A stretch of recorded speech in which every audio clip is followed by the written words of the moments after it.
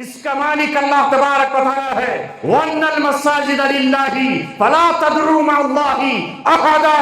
یہ مسجدیں اللہ کی ملکیت ہے، یہ مسجد اللہ کا گھر ہے، یہ بیت اللہ ہے اور اللہ سب کا ہے۔ وہ شیخ کا بھی ہے، وہ سید کا بھی ہے، وہ مغل کا بھی ہے، وہ پٹھان کا بھی ہے، وہ اللہ تبارک و تعالی ہر اس کا ہے۔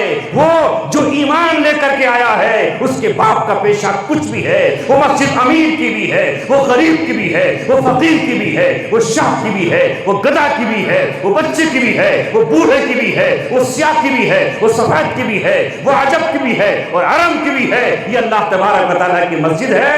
اللہ کے گھروں میں رسیاں ڈالنے والوں، ذرا اللہ تبارک و تعالیٰ سے تم پوچھو وہ کیا کہہ رہا ہے۔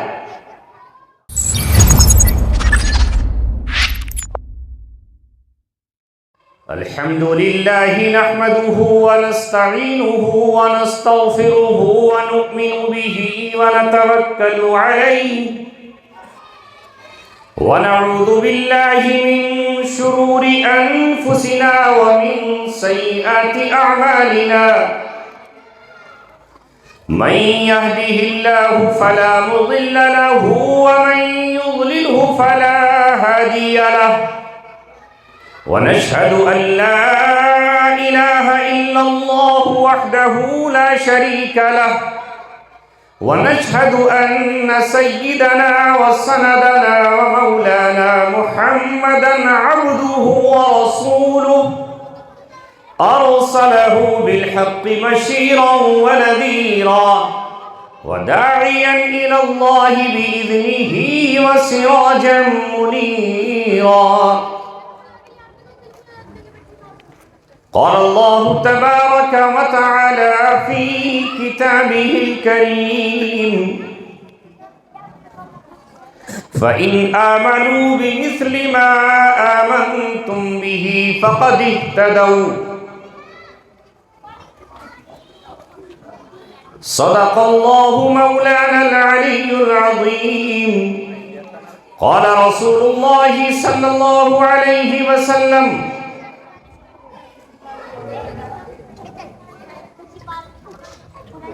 الله الله في أصحابي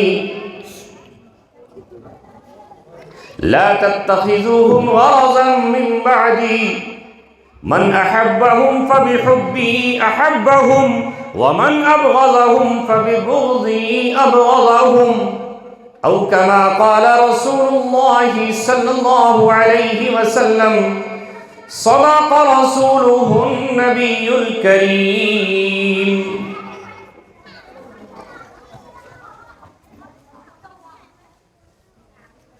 فرقہ بندی ہے کہیں اور کہیں ذاتیں ہیں، فرقہ بندی ہے کہیں اور کہیں ذاتیں ہیں، کیا زمانے میں پنپنے کی یہی باتیں ہیں؟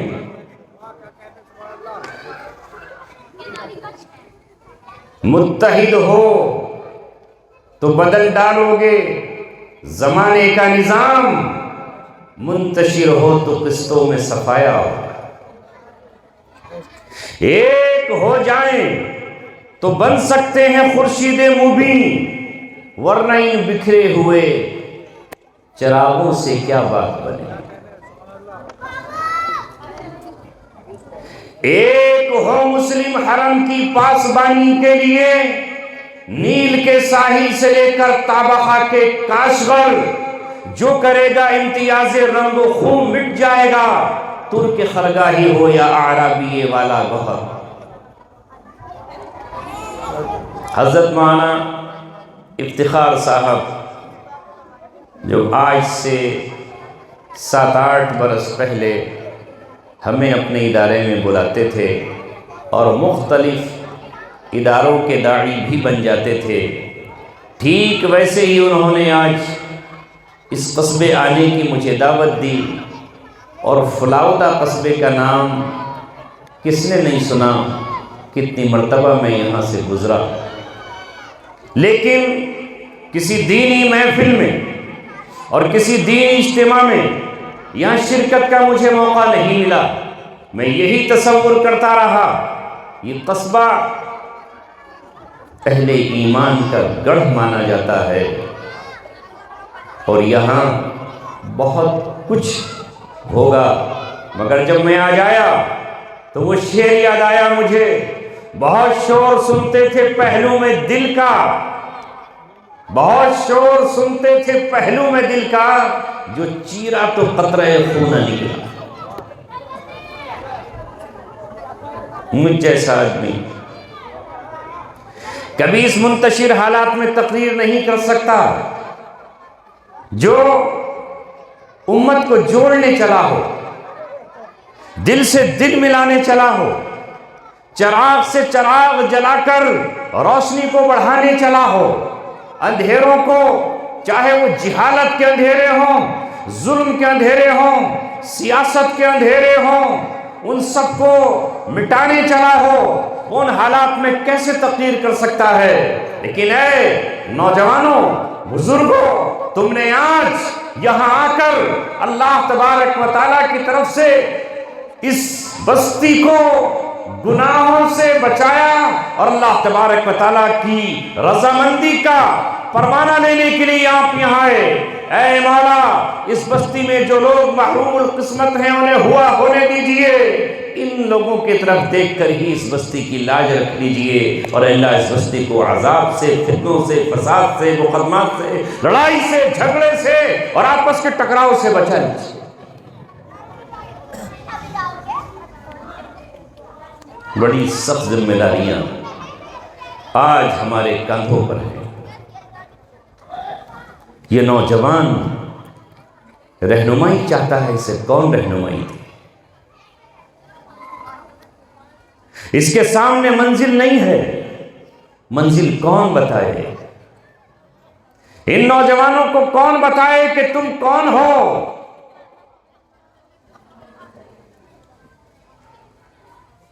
اور تم جن کے پیروکار ہو وہ کون تھے؟ جس قرآن کو تم پڑھ رہے ہو اور جس قرآن پر ایمان لاتے ہو، جس قرآن کو اپنے گھر میں سب سے اونچے مقام پر رکھتے ہو، اور جس مقام کو تم خوشبوؤں سے سجاتے ہو، بہترین جزدانوں اور غلاف میں لپیٹ کر رکھتے ہو، وہ قرآن تمہیں بار بار کہہ رہا ہے، یا ایھا الذین آمنو، اے ایمان والو، اے ایمان والو، وَاعْتَصِمُوا بِحَبْلِ اللَّهِ جَمِيعًا وَلَا تَفَرَّقُوا، اللہ کی رسی کو مضبوطی سے پکڑ لو اور فرقوں میں مت بٹ جاؤ، گروہوں میں نہ بٹو، خاندانوں کے نام پر عصبیتیں پیدا مت کرو۔ اس قرآن نے آ کر کہا، اِنَّا خَلَقْنَاكُمْ من ذکر و انثى وجعلناکم شعوبا وقبائل لتعارفوا، اللہ فرما رہا ہے کہ میں نے ایک مرد اور عورت سے تم کو پیدا کیا ہے، تم سب کا باپ ایک ہے، تم سب کی ماں ایک ہے، اوپر چلے جاؤ تو سب حوا کے بیٹے یا بیٹیاں ہو، اور سب کے سب آدم کے بیٹے اور بیٹیاں ہو، تو پھر کس بنیاد پر تم اپنے کو کہہ رہے ہو کہ مجھ سے افضل ہوں اور وہ مجھ سے کمتر ہے، یہ مجھ سے برتر نہیں ہے اور میں اس سے اعلیٰ ہوں؟ بتاؤ تو صحیح، تم کس چیز سے پیدا کیے گئے ہو؟ اگر کوئی سونے کا بنا ہوا ہو تو وہ فخر کرے کہ تو چاندی کا بنا ہوا ہے، میں سونے کا ہوں، اس لیے میں تجھ سے اعلیٰ اور افضل ہوں۔ کوئی چاندی کا بنا ہوا ہو اور دوسرا پیتل کا بنا ہوا ہو تو چاندی والا اس پر فخر کرے کہ میں تجھ سے اعلیٰ اور افضل ہوں۔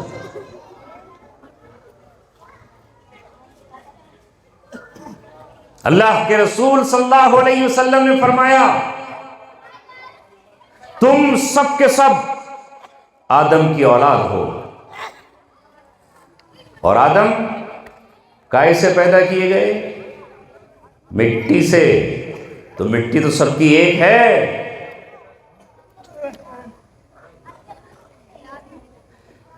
اسی تمام جھگڑوں کو ختم کرنے کے لیے اللہ نے اپنے پیغمبر اور رسولوں کو بھیجا،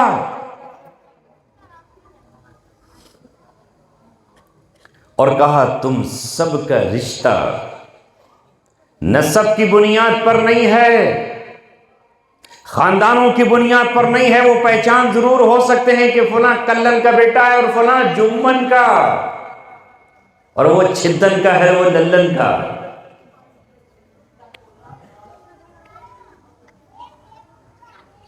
یہ پہچان ضرور ہو سکتی ہے، لیکن سب کے سب تم آدم کی اولاد ہو اور سبھی کو مٹی سے پیدا کیا گیا ہے۔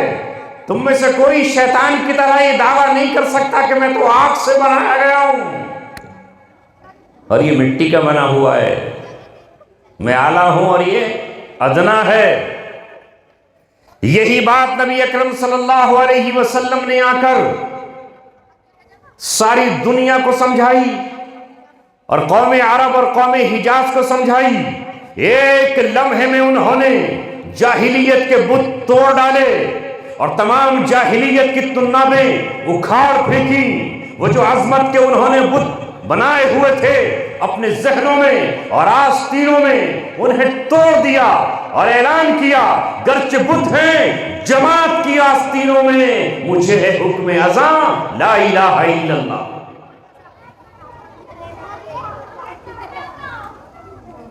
ہم چونکہ انبیاء کے وارث قرار پائے ہیں، یہ اس مولا کا فضل ہے،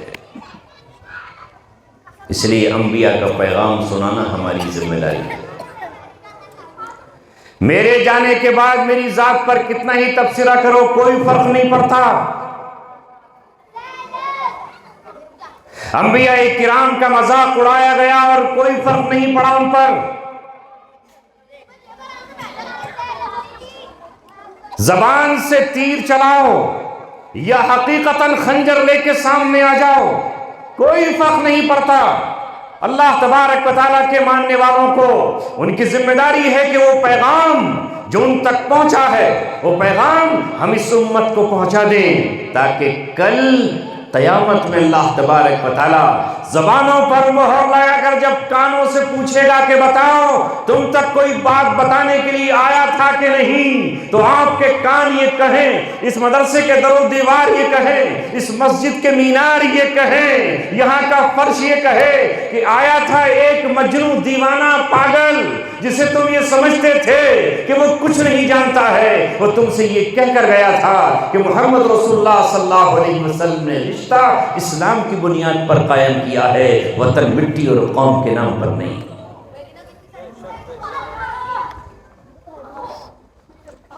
جب مسجد نبوی میں اذان کا مرحلہ آیا کہ اذان کون دے گا، تو کس کا انتخاب ہوا؟ جی حضرت بلال کہو رضی اللہ تعالی عنہ۔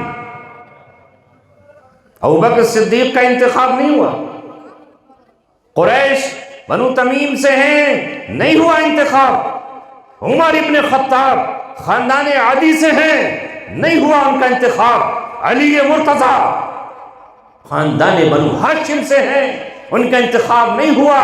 اذان دینے کے لیے اس شخص کا انتخاب ہوا جو حبشے کا رہنے والا ہے، نسلاً افریقی ہے، رنگ کے اعتبار سے سیاہ رنگ ہے، ہونٹوں کے اعتبار سے موٹے ہونٹ ہیں اور زبان کے اعتبار سے زبان میں لکنت ہے، مگر تمام قریش کو اللہ کی طرف دعوت دینے والا، اوس کو دعوت دینے والا، خزرج کو دعوت دینے والا، اہل مدینہ کو بلانے والا کون ہے؟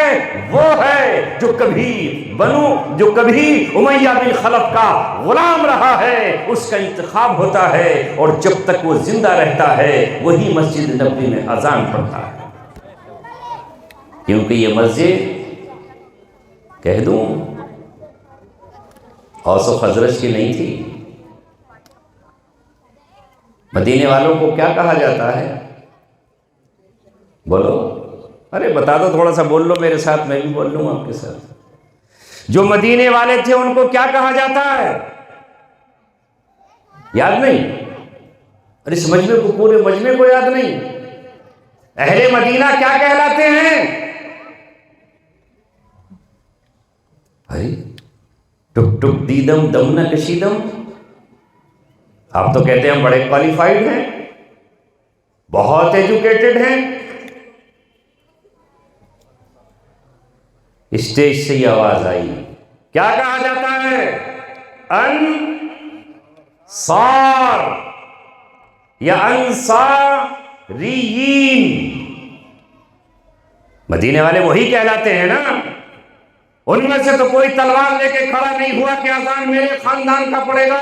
سعد بن معاذ کھڑے ہو جاتے اور کہتے میں پڑھوں گا آواز. کس کی ماں نے دودھ پلایا ہے جو یہاں پر اذان پڑے گا؟ یہ بلال غلام اذان پڑے گا.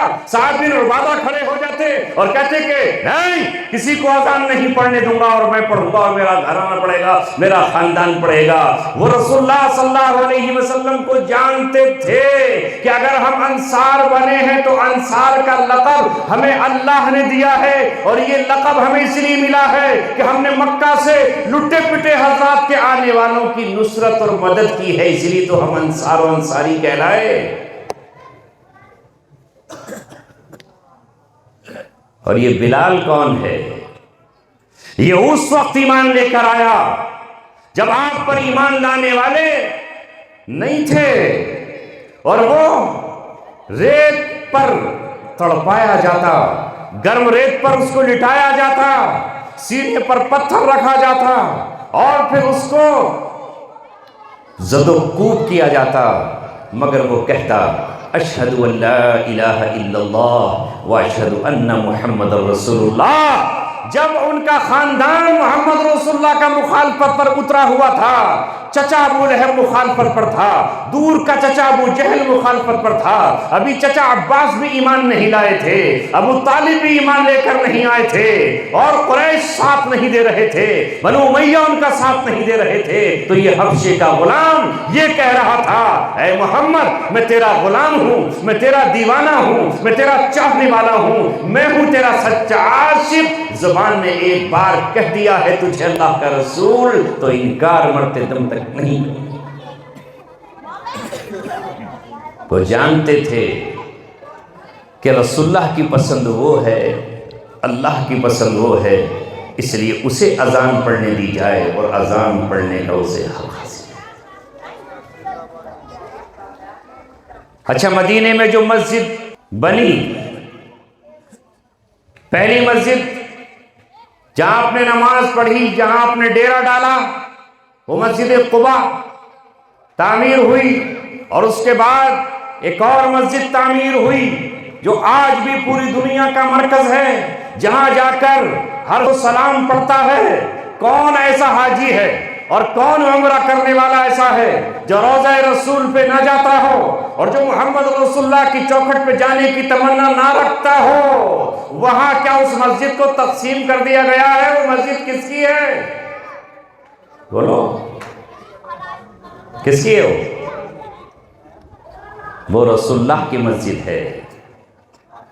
اس پر کیا لکھا ہوا ہے؟ مسجد نبوی.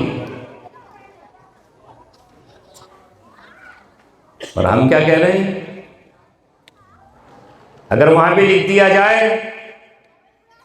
خالی مدینے والوں کی مسجد، مدینے میں فلاں قبیلے کی مسجد، یہ اللہ کے گھر ہیں، کچھ بھی کہہ لو ان کو، کوئی مائی کا لال اور کوئی دنیا کا شخص اس کا مالک نہیں ہے، اس کا مالک اللہ تبارک و تعالی ہے. وَأَنَّ الْمَسَاجِدَ لِلَّهِ فَلَا تَدْعُوا مَعَ اللَّهِ أَحَدًا. یہ مسجدیں اللہ کی ملکیت ہیں، یہ مسجد اللہ کا گھر ہے، یہ بیت اللہ ہے، اور اللہ سب کا ہے. وہ شیخ کا بھی ہے، وہ سید کا بھی ہے، وہ مغل کا بھی ہے، وہ پٹھان کا بھی ہے، وہ اللہ تبارک و تعالی ہر اس کا ہے. وہ جو ایمان لے کر کے آیا ہے اس کے باپ کا پیشہ کچھ بھی ہے. وہ مسجد امیر کی بھی ہے، وہ غریب کی بھی ہے، وہ فقیر کی بھی ہے، وہ شاہ کی بھی ہے، وہ گدھا کی بھی ہے، وہ بچے کی بھی ہے، وہ بوڑھے کی بھی ہے، وہ سیاہ کی بھی ہے، وہ سفید کی بھی ہے، وہ عجب کی بھی ہے اور عرب کی بھی ہے. یہ اللہ تبارک و تعالیٰ کی مسجد ہے. اللہ کے گھروں میں رسیاں ڈالنے والوں، ذرا اللہ تبارک و تعالیٰ سے تم پوچھو وہ کیا کہہ رہا ہے.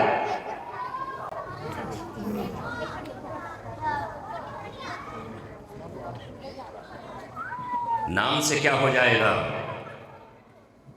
اللہ کے یہاں نام نہیں دیکھے جائیں گے.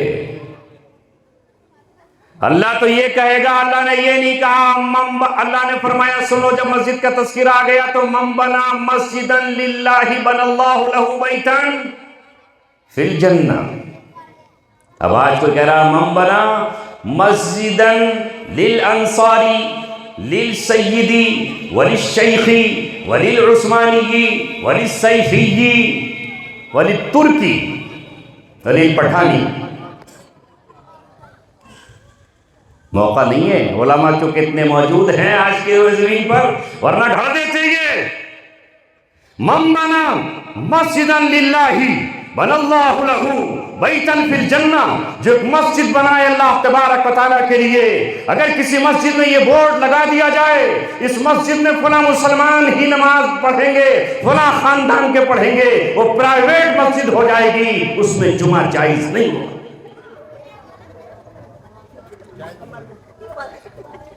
ارے مسجد تو اللہ کا گھر ہے، اپنے گھر پہ نام لکھوا دے، کون منع کر رہا ہے؟ اپنے اسکول پہ نام لکھوا دے، فلاں ابن فلاں کا، کون منع کر رہا ہے؟ روڈ پر پتھر لگوا دے اپنے نام کا، کون منع کر رہا ہے؟ اپنا ایک کچھ اور بنا لے، میوزیم بنا لے، کون منع کر رہا ہے؟ مگر اے مسلمانوں، یہ میری آواز اس چینل کے ذریعے آپ تک ہی نہیں، نہ جانے کہاں تک پہنچے گی، اور جہاں تک اللہ چاہے گا وہاں تک پہنچے گی، اور اللہ تبارک و تعالیٰ نے اسی پہنچانے کے لیے مجھے یہاں تک بھیجا ہے، اور میرے دل میں جو زخم ہے اسے آپ کے سامنے رکھ رہا ہوں، حقیقت کہہ رہا ہوں، افسانہ نہیں کہتا۔ بہاریں لوٹ آئیں گی، بنا لو باغ کا مجھ کو۔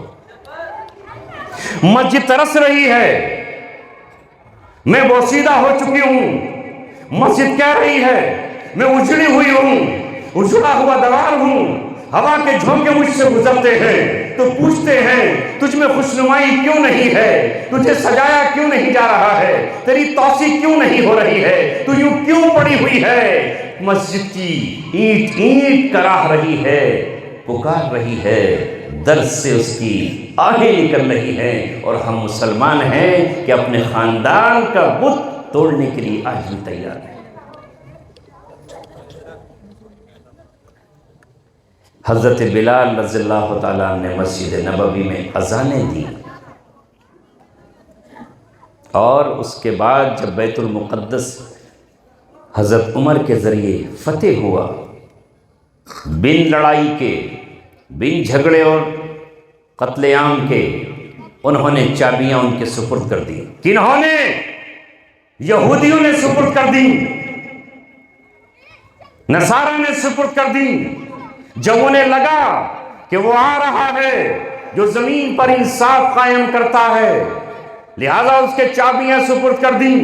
آج برسوں کے بعد اس مسجد میں نغمہ الا اللہ گونجنے والا ہے، اللہ کی صدا گونجنے والی ہے۔ حضرت عمر نے کہا کہ آج اس مسجد میں اذان کون دے گا؟ بڑے بڑے صحابہ موجود ہیں، عشرہ مبشرہ موجود ہیں، خود نبی پاک صلی اللہ علیہ وسلم کی مراد حضرت عمر موجود ہیں، کیسے کیسے سپہ سالار موجود ہیں، کون کون موجود ہے، مگر سب نے کہا آج اس مسجد میں بھی اسی کی اذان گونجنی چاہیے جو کل مسجد نبوی میں محمد رسول اللہ کی موجودگی میں اذان پڑھا کرتا تھا، وہی اذان دے گا۔ آج حضرت بلال نے اس مسجد میں اذان دی اور تمام صحابہ نے ان کا استقبال کیا۔ سبحان اللہ۔ آؤ ایک واقعہ سناتا ہوں، سنایا ہے میں نے ابھی ایک اور مقام پر بھی، دہرائے دیتا ہوں پھر، عبرت کے لیے، نصیحت کے لیے، اور شاید ان در و دیواروں کو گواہ بنانے کے لیے۔ اے مسجد تو گواہ رہنا، تو اللہ کا گھر ہے، تو تحت سراسر عرش معلیٰ تک اللہ کا گھر ہے۔ تجھے دیکھ کر میری آنکھ بھر آئی ہے، تجھے دیکھ کر میرا دل بھر آیا ہے، اور میں تجھے دیکھ کے رو رہا ہوں، اور اس وقت تک میرا دل تسکین نہیں پائے گا جب تک تو تعمیر نہیں ہو جاتی۔ اے مسجد تو اللہ تبارک و تعالیٰ سے فریاد کر، ہمارے دل اللہ کے قبضے میں ہے، چھوڑ دو جاہلیت کی رسموں کو۔ محمد رسول اللہ صلی اللہ علیہ وسلم کے زمانے میں ابھی نبوت کا اعلان نہیں ہوا ہے کہ خانہ کعبہ کی تعمیر قریش کر رہے، مل کے تعمیر کر رہے، تعمیر شروع ہو گئی۔ مسئلہ آیا حجر اسود کے دوران۔ حجر اسود کون لگائے؟ ظاہر ہے کہ وہ عرب کے لوگ تھے، دین تو تھا نہیں، قرآن ابھی آیا نہیں تھا، خاندانی برتری حاصل تھی، ہم افضل اور اعلیٰ ہیں، باقی سب ادنا ہیں۔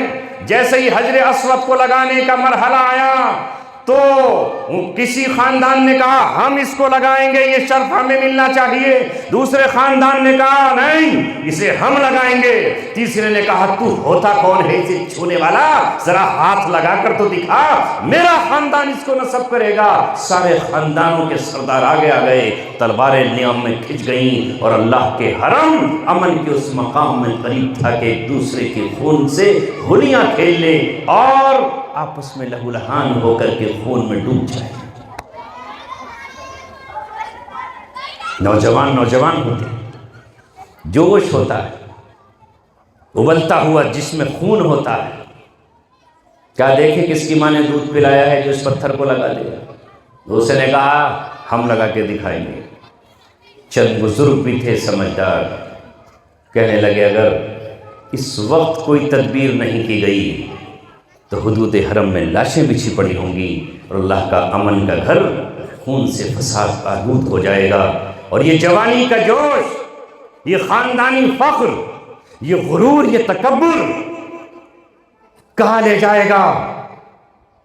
اس لیے چند بزرگوں نے کہا آج اسی پر بات ختم کر دو اور کوئی فیصلہ کرو، اپنا کوئی پنچ چنو، اپنا کوئی حکم چنو اور وہ کل فیصلہ کرے۔ حکم کسے چنے؟ بڑا کس کو مانے؟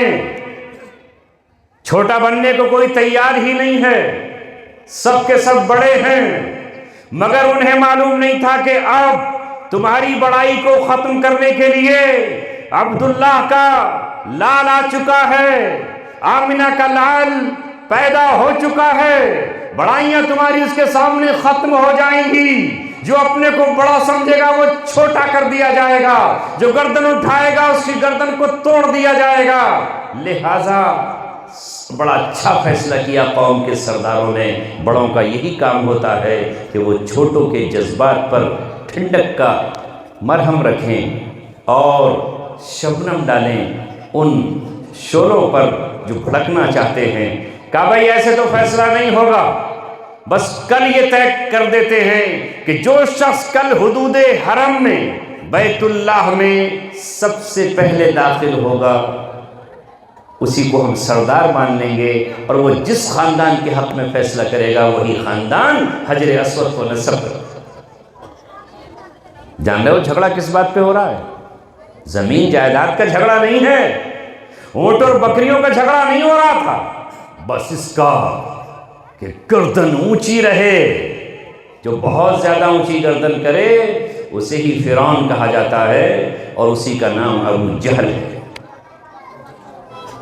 جب اس کی ذلت کا وقت آیا ابو جہل کی، یہ بھی سن لو اس بیچ میں، اور عبداللہ بن مسعود اس کے سینے پر بیٹھے، زخمی ہے، چل نہیں سکتا، ٹانگیں کٹی پڑی ہیں، ہاتھ کٹے پڑے ہیں، ہل نہیں سکتا۔ عبداللہ بن مسعود سینے پر بیٹھے ہیں تو کہہ رہا ارے کون بیٹھ گیا آج؟ ایک چرواہے کا لڑکا میرے سینے میں بیٹھ گیا۔ ہاں اللہ نے وہی موقع لایا کہ چرواہے کا بیٹا تیرے سینے پر بیٹھا، اور کہا تو چھوڑے گا تو ہے نہیں، گردن تو کاٹ کر ہی رہے گا میری، باز تو آئے گا نہیں تو، چونکہ میں تیرے چاٹا مار چکا تھا پہلے، تجھے ستا چکا تھا۔ کہتا ہے چل، وقت بڑا بے درد ہوتا ہے، جس کو آدمی سوچتا نہیں اسی سے مات کھاتا ہے، اسی کے سامنے ذلیل ہوتا ہے، اسی کے سامنے ناک رگڑتا ہے۔ یہ قدرت کی کاریگری ہے، اس کا دستور ہے۔ وہ جو فرعون موسیٰ علیہ السلام کے سامنے گردن اکڑ کے کہا کرتا تھا انا ربکم الاعلی، دیکھو لوگوں میں افضل ہوں یا یہ افضل ہے، جو یہ کہا کرتا تھا ارے الیس لی ملک مصر، کیا میرے لیے یہ پورا ملک مصر نہیں ہے؟ کیا میرے نیچے سے نہریں نہیں بہ رہی ہیں؟ ارے کیا وہ شخص افضل ہے جو صحیح طریقے سے تمہارے سامنے بول بھی نہیں سکتا، یا میں ہوں؟ یعنی حضرت موسیٰ علیہ السلام کو ذلیل کر رہا ہے اور خوار کر رہا ہے، دھمکیاں دے رہا ہے۔ مگر آج اللہ تبارک و تعالیٰ نے جب سمندر میں اسے ڈبویا تو کیا کہہ رہا ہے؟ موسیٰ علیہ السلام بچاروں ایمان لے آیا، بنی اسرائیل کے رب پہ ایمان لے آیا۔ تو ایسے ہی یہاں ابو جہل بہادر کہہ رہے ہیں کہ اب تو چھوڑے گا تو ہے نہیں، مگر بھائی اتنا کر لینا کہ میری تلوار ہی سے میری گردن کاٹ دینا، تاکہ میں یہ کہہ سکوں کہ مجھے کسی اور کی تلوار نے نہیں، اپنی ہی تلوار نے کاٹا ہے۔ اور بھئیے ذرا اتنا اور کر لیے، کیا کر لیے؟ ذرا لمبی کاٹ دیے یہاں سے، تاکہ جب کل گردنیں شمار ہوں تو میری گردن لمبی ہو اور میں سردار نظر آؤں۔ یعنی اب بھی آخری وقت میں بھی اس کے اندر سے غرور تکبر نہیں گیا، گردن کٹ رہی ہے۔ جب حضرت عبداللہ بن مسعود نے جا کر اس کی پیشانی پکڑ کر رسول اللہ کے قدموں میں ڈالا اور یہ واقعہ سنایا تو آپ نے فرمایا واقعی یہ اس امت کا فرعون تھا، یہ تھا اس امت کا فرعون۔ تو اکڑی ہوئی گردنیں اللہ جھکانا جانتا ہے نا؟ زندہ کو نہیں کرنا چاہیے، مردہ اکڑتا ہے۔ ارے زندہ کو کیا اکڑ، مردہ اکڑتا ہے۔ اور ذرا دیکھو جو اپنی گردن اٹھا کے چلتا ہے اور نیچے نہیں دیکھتا، اسی وقت ایک پتھر اس کے قدموں میں آ کر اسے ٹھوکر لگا کر یہ بتاتا ہے کہ ارے تو ہے کس اوقات کا، نیچے گر گیا۔ ذرا نیچے دیکھ کے چل، زیادہ اوپر مت اٹھا نظر۔ کوئی ایک معمولی سا کانٹا پیر میں چپ کر یہ بتاتا ہے کہ تیری تو اتنی بھی اوقات نہیں ہے، میں نے تو ہلکا سا ہی ٹچ کیا ہے، سسکیاں کیوں نکل گئیں، چیخیں کیوں نکل گئیں؟ اگر طاقتور ہے تو مجھے نکال لے اپنے ہاتھ سے، نہیں نکال پائے گا نا۔ سوئی لا کر کے اب تجھے پتا چلے گا، تیری چیخیں نکلواؤں گا۔ ذرا سا کانٹا چیخیں نکلوا دیتا ہے، اور خدا نہ کرے اگر اسے اللہ تعالیٰ یہ حکم دے دے کہ ذرا سڑ جا، گل جا، اگر وہ گل گیا اور تھوڑا سا آگے بڑھا تو پھر یاد رکھو ڈاکٹر صاحب آج کے دور میں کہیں گے کہ کٹے گی، اور کاٹ دی جاتی ہے۔ تکبر صرف اللہ کو سزاوار ہے۔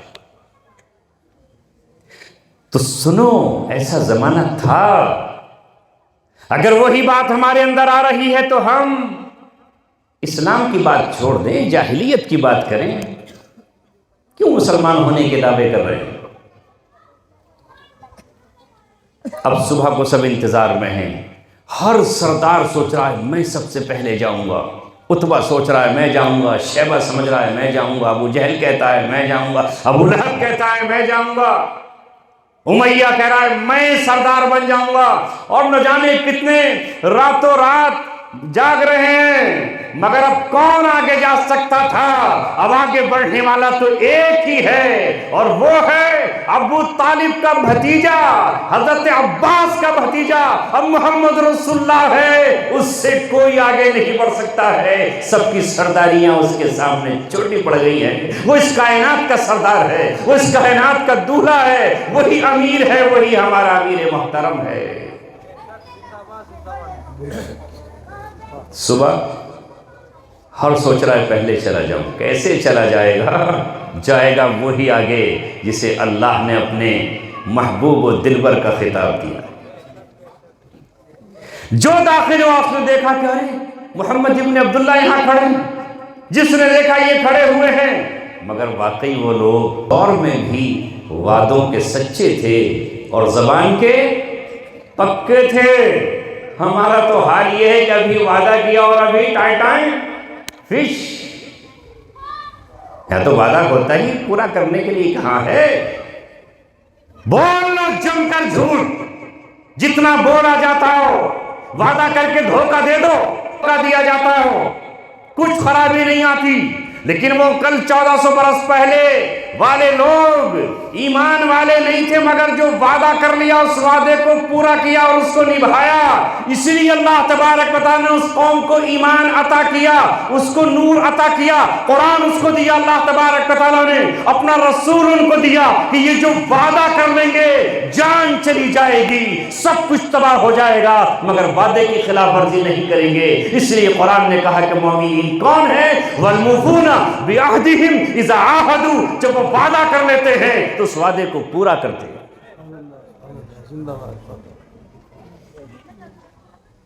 توڑتے نہیں۔ والذین هم لأماناتہم وعہدہم راعون، وہ اپنی امانتوں کی بھی رعایت کرتے ہیں، امانت میں خیانت نہیں کرتے، اور جو عہد و پیمان کرتے ہیں اس عہد و پیمان کو توڑتے بھی نہیں ہیں۔ یہ مومنین کی شان تھی، مگر آج کا مومن کہتا ہے تو مجھے مومن سمجھو، میں تو عبداللہ بن ابی کا چیلا ہوں، جو وعدہ کروں گا اس کی خلاف ورزی کروں گا۔ اگر کسی کو وعدہ پرست لوگ دیکھنے ہو وہ کہیں اور چلا جائے۔ لہذا رسول اللہ صلی اللہ علیہ وسلم کو جب سب نے پہلے وہاں کھڑا ہوا پایا تو سب نے کہا انتا امیرنا وحکمنا، آپ ہمارے امیر ہیں اور آپ ہمارے حکم ہیں۔ حالانکہ وہاں بڑے بڑے سرداران ان سے عمر میں زیادہ تھے، مگر یہ کہہ چکے تھے کہ کل جو سب سے پہلے آئے گا وہی ہمارا امیر اور ہمارا رہبر کہلائے گا، لہٰذا آپ ہمارے امیر ہو۔ کہا فیصلہ کر دوں، جو خاندان چاہے اس پتھر کو نصب کر دے۔ کہا کل جب ہم نے آپ پر چھوڑ دیا تو اب تو یہ بازی آپ کے ہاتھ میں ہے، جس کے سر پہ چاہو تاج سجا دو، جس کے ہاتھوں کو چاہو سرخروئی عطا فرما دو، جس خاندان کو چاہو اسے تم اس شرف سے نواز دو۔ اب تو ہم آپ کے سامنے کہہ کیا سکتے ہیں؟ ہم اور آپ ہوتے تو دوبارہ کھینچ لیتے، مگر وہ ایسے نہیں تھے۔ اللہ جانتا تھا یہ جاہل ضرور ہیں، ان پڑھ ضرور ہیں، لیکن قول کے سچے ہیں، وعدے کے پکے ہیں۔ بہت سی خوبیاں اس قوم میں آج بھی پائی جا رہی ہیں چونکہ اولاد ابراہیم ہیں۔ ذرا دل پہ ہاتھ رکھو اور اندر کی دل کی اور دماغ کی آنکھیں ذرا کھول کر سنو، رسول اللہ نے کیا فیصلہ کیا؟ کیا فیصلہ کیا؟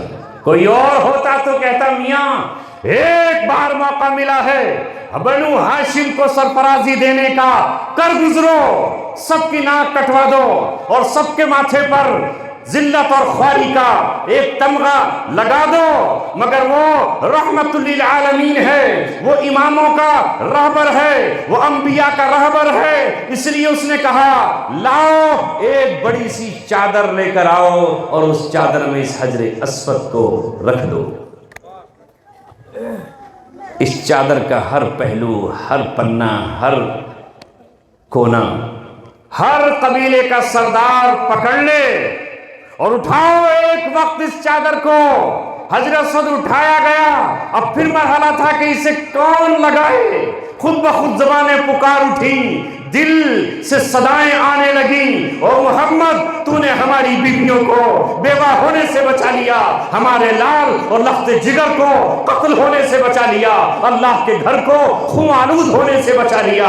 وہ جنگیں جو برسہ برس تک چلتی رہتی، اس جنگوں سے ہمیں محفوظ کر دیا۔ یہ تیرا حق ہے، یہ تو اس کا حقدار ہے، تو ہی اس کا مستحق ہے۔ او ہمیں سب کو جنگ سے بچانے والے، ہمارے گھروں میں خوشیوں کی برسات کر دینے والے، ماتم سے ہمیں چھڑانے والے، تو اپنے ہاتھوں سے حجر اسود کو خود لگا دے۔ نعرہ تکبیر! یہ تھے وہ، ابھی جاہلیت میں ہیں، ان کے اس عمل کے بعد انہیں اب صحابیت کا مقام ملنے والا ہے، ایسے ہی نہیں مل گیا۔ آگے وہی رسول اللہ صلی اللہ علیہ وسلم کے جانثار بننے والے ہیں۔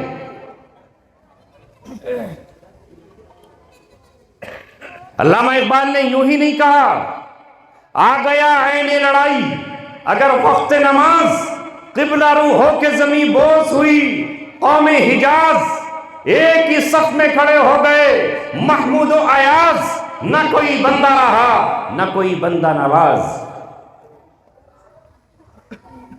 تیرے دربار میں آئے تو سبھی ایک ہوئے۔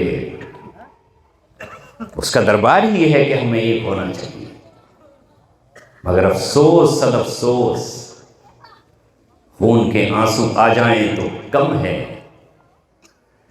اور دل کے چھالے بجھائیں تو کہاں بجھائیں۔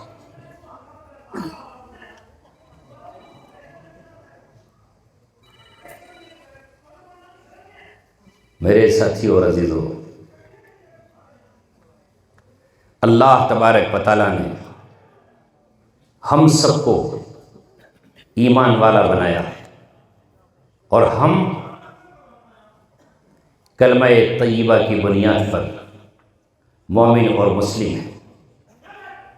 اس لیے اللہ تبارک و تعالیٰ سے دعا کریں اور اس سے مانگتے رہیں، ورنہ اللہ تبارک و تعالیٰ کی پکڑ بہت سخت ہے، بہت سخت ہے۔ انبیاء کرام کی ایک شان بشیر ہے اور دوسری نذیر ہے۔ انبیاء ڈرانے آتے ہیں ان کو جو اللہ تعالیٰ کی بات نہیں مانتے، اور جو اللہ کی بات مانتے ہیں انہیں بشارت سنانے آتے ہیں۔ میں نے قرآن کی آیت پڑھی تھی اور صحابہ کی عظمت کا تذکرہ میں کرنا چاہتا تھا، مگر اللہ تبارک و تعالیٰ نے اپنے فضل سے آپ تک، مجھ تک اور ہم سب کو یہ پیغام پہنچانے کے لیے پابند کیا کہ ہم قرآن کی آیتوں پر عمل کرتے ہوئے تفریق سے بچیں، اور ایک کلمے کی بنیاد پر ہم ایک ہوں، متفق ہوں، متحد ہوں، اور اللہ کے گھروں کی تعمیر صرف اللہ تبارک و تعالیٰ کے لیے کریں۔ اپنا نام اور نسب اللہ تبارک و تعالیٰ ہمیں جتنا چاہے گا نوازے گا، اس پر چھوڑ دیں۔ کیا کہا قرآن نے؟ فَإِنْ آمَنُوا بِمِثْلِ مَا آمَنْتُمْ بِهِ فَقَدِ اهْتَدَوْا۔ اگر یہ ایمان لائے ایسا جیسا کہ تم ایمان لائے ہو، یعنی اللہ کہہ رہا ہے کہ ایمان صحابہ جیسا اگر تم یہ لے کر آئیں گے تو ہدایت یافتہ ہوں گے۔ وہ صحابہ وہ تھے جنہوں نے اپنے چھوٹوں کو عزت دی تھی، اور حضرت بلال رضی اللہ تعالیٰ عنہ کو لوگ سید کہہ کر پکارا کرتے تھے، حالانکہ وہ خاندانی اعتبار سے سید نہ تھے، نسل کے اعتبار سے وہ غلام تھے۔ جس دن ان کا انتقال ہوا ہے اس دن عمر رضی اللہ تعالیٰ عنہ کے منہ سے جو ایک لفظ نکلا ہے وہ تاریخ نے اپنے دامن میں سمیٹ کے رکھا ہے، اور سنہرے الفاظ سے اسے لکھ رکھا ہے۔ آپ نے فرمایا ماتا سیدنا، آج ہمارے سردار کا انتقال ہوا ہے۔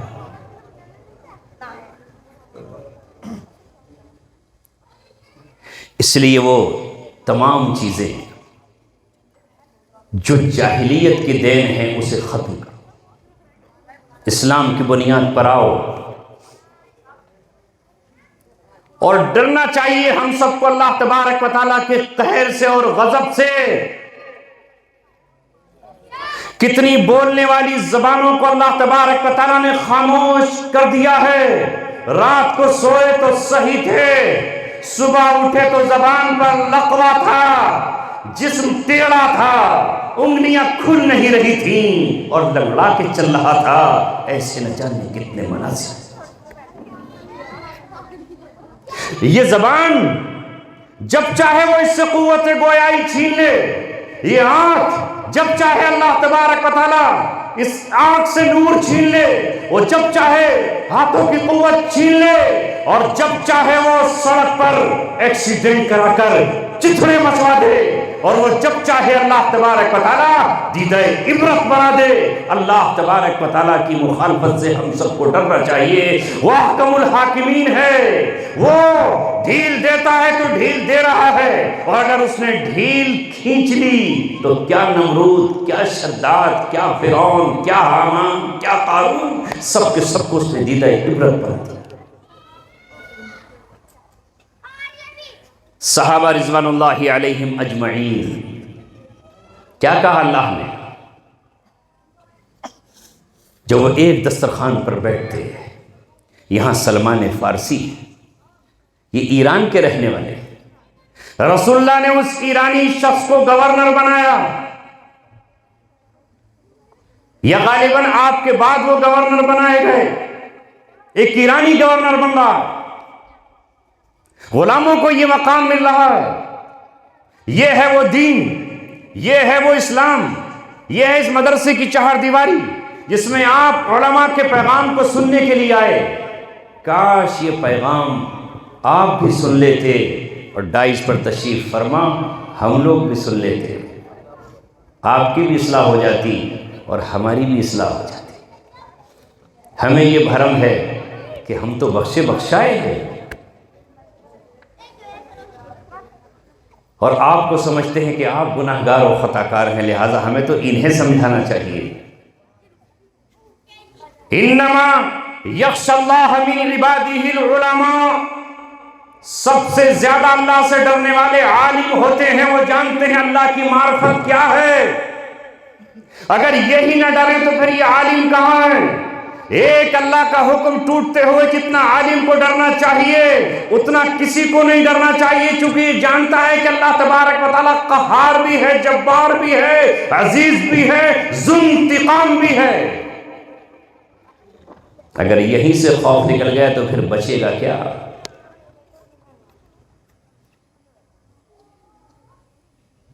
کیوں آہ میں کچھ تاثیر نہیں؟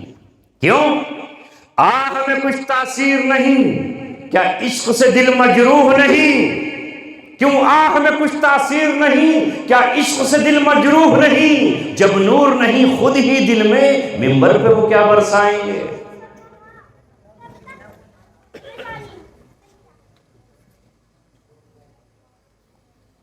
پہلے اپنے دل کو دل بنا لیجئے۔ آئینہ ہوتا ہے رگڑے لاکھ جب کھاتا ہے دل، کچھ نہ پوچھو دل بڑی مشکل سے ہو پاتا ہے دل۔ یہ دل ایسے ہی نہیں بنتا، اس پر رگڑے لگتی ہیں، شیشہ یوں ہی نہیں بن جاتا۔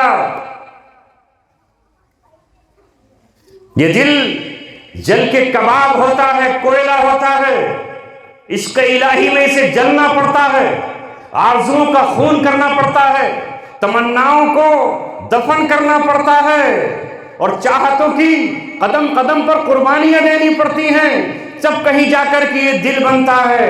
اور اللہ تبارک و تعالیٰ کو کل قیامت میں یہی دل چاہیے، بالوں کی ضرورت نہیں ہے اللہ تعالیٰ کو، دل چاہیے۔ کیسا دل؟ کٹا پھٹا، لٹا پٹا؟ فرمایا یوم لا ینفع مال ولا بنون، اس دن نہ مال کام آئے گا نہ بیٹے کام آئیں گے، مال کام نہیں آئے گا اور بیٹے بھی کام نہیں آئیں گے، الا من اتى اللہ بقلب سلیم، جو اس دن سلیم بھائی کا دل لے آئے۔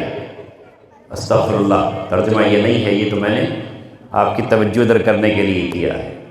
جو اس دن سلیم دل لے کر آئے، صحیح سلامت دل لے کر آئے، محفوظ دل لے کر آئے، ہر طرف سے پیک دل لے کر آئے، وہ اللہ تبارک و تعالیٰ کو قابل قبول ہے۔ جس طرح تمہاری محبوبہ اور تمہاری معشوقہ تمہارے دل میں کسی دوسرے کا پیار برداشت نہیں کرتی اور دوسرے کا وہ عشق برداشت نہیں کر سکتی اور چاہتی ہے کہ میں اس کے دل میں صرف میری ہی محبت ہو، تو اللہ تبارک و تعالیٰ بھی یہ کہتا ہے کہ مجھے وہ دل چاہیے جس دل میں ہی میں ہوں، دوسرا اور کوئی نہ ہو۔ دل میرا ہو جائے ایک میدان ہو، دل میرا ہو جائے ایک میدان ہو، تو ہی تو ہو، تو ہی تو ہو، تو ہی تو، غیر سے اٹھ جائے بالکل ہی نظر، تو ہی تو آئے نظر دیکھوں جدھر۔ وہ دل چاہیے اللہ تبارک و تعالیٰ۔ اس دل میں غیر اللہ کی محبت بھی اور اللہ کی بھی نہیں چلے گا، اس دل میں مال کی محبت بھی اور لال کی محبت بھی اور اللہ کی محبت بھی، یہ نہیں چلے گا۔ اس دل میں تکبر بھی اور غلامی کا دعویٰ بھی یہ نہیں چلے گا۔ اللہ تبارک و تعالیٰ کو خالص دل چاہیے، خالص دل چاہیے، اور جس دل میں دوسری چیزیں بھری ہو اللہ اس دل کو توڑتا ہے اور پھر اس دل میں آتا ہے۔ اس لیے فرمایا ان اللہ مع الصابرین، اللہ صابرین کے ساتھ ہے، کیونکہ تکلیف پہ صبر ہوتا ہے، اور صبر تکلیف کے بعد ہوتا ہے، اور تکلیف میں دل ٹوٹ جاتا ہے۔ ہم سے پوچھو یہ دل کتنا ٹوٹا ہے، کھیل کھیل ہے، پارا پارا ہے، کتنی مرتبہ ٹوٹا ہے، اور کیوں نہ ٹوٹے، وہ کیوں توڑتا ہے؟ تاکہ اندر سے حسد نکل جائے۔ کل جب گزرتے تھے تو لوگ مصافحہ کرتے، لوگ جوتیاں اٹھاتے، وضو کرنے بیٹھتے تو لوگ لوٹا لے کر کھڑے ہو جاتے، طلبہ سر پہ مالش کرتے، ایئرپورٹ سے اترتے تو مرسیڈیز گاڑیاں لے کر لوگ کھڑے ہوتے، نئی کار نکالی ہے آپ اس پہ بیٹھ جائیے، مگر ایک مرحلہ وہ آیا کہ کوئی پوچھنے تیار نہیں تھا، اور یہ پوچھ وہاں کہا جاتا تھا ابے او کون سے کیس میں آیا ہے، چلے ادھر کھڑا ہو۔ تو سب پوچھو دل پہ کیا گزرتی ہوگی، دل ٹوٹتا، مگر اس وقت نبی کی حدیث یاد آتی، اللہ نے فرمایا انا عند المنکسرتی قلوبہم، اللہ فرماتا ہے کہ میں ٹوٹے ہوئے دلوں کے پاس رہتا ہوں، جن کے دل ٹوٹے ہیں اس میں کچھ نہیں ہوتا، اس لیے میں وہاں آتا ہوں، میں کسی کی شرکت کو گوارا نہیں کرتا۔ تب اللہ تبارک و تعالیٰ دل کا جام توڑتا ہے، تب اللہ تبارک و تعالیٰ کی محبت کا جام آتا ہے۔ اس لیے میرے دوستو بہت خوبصورت مجلس ہو گئی۔ میں نے مولانا افتخار صاحب سے کہا تھا مسئلہ مشہور ہے کہ اگر بیٹے سے کام چلتا تو ماں قسم کیوں کرتی؟ سب کو سب فن نہیں آتے، سب کو سب چیزیں نہیں آتی، اللہ نے ہر چیز کو الگ ایک مقام دیا ہے، سب شکرے اور عقاب نہیں ہوتے، کوے چاہیں کہ وہ بھی عقاب بن جائیں نہیں بن سکتے، بطخیں چاہیں کہ وہ مور بن جائیں نہیں بن سکتی، مرغیاں چاہیں کہ ہم جل مرغا بھی بن جائیں نہیں بن سکتے، سارے گیدڑ مل کر چاہیں کہ ہم شیر بن جائیں نہیں بن سکتے۔ یہ تو اللہ تبارک و تعالیٰ نے جس کو جو دیا ہے وہ اللہ تبارک و تعالیٰ کا فضل ہے، ذالک فضل اللہ یؤتیہ من یشاء، آگ ہے وہی حرارت دے گی اور وہی گرمی دے گی، کوئی کہے کہ برف بھی آگ بن جائے، سر کام ہے ٹھنڈا ہونا۔ تم کہو کہ بینگن بھی گوشت کا مزہ دینے لگے، نا نا نا، سویابین گوشت کا مقام لے لے، نہیں، یہ تو اللہ نے جس کو جو درجہ دیا ہے وہ اس کا اپنا مقام ہے، یہ اللہ تبارک و تعالیٰ کا اپنا چیز ہے، کوئی چاہے کہ وہ آسمان بن جائے نہیں بنے گا، اور اگر کوئی آسمان سے جل کر سورج سے بدظن ہو کر اور چاند کی چاندنی سے شرما کر اور اس سے حسد کرتے ہوئے چاند پر تھوکے گا تو یہ تھوک اس کے ہی منہ کو گدلا کر کے واپس لوٹے گا، اور لوگ کہیں گے جناب یہ کیا کر لیا آپ۔ اللہ نے ہر دور کے لیے، ہر زمانے کے لیے ہر طرح کے لوگ پیدا کیے ہیں، کسی کا قلم قبول کیا جاتا ہے، کسی کی انگلیاں قبول ہوتی ہیں، کسی کا قلم کی روشنائی قبول کی جاتی ہے، کسی کا مال قبول کیا جاتا ہے، اور کسی کی زبان قبول کی جاتی ہے، بس اللہ ہم سب کو قبول فرمائے۔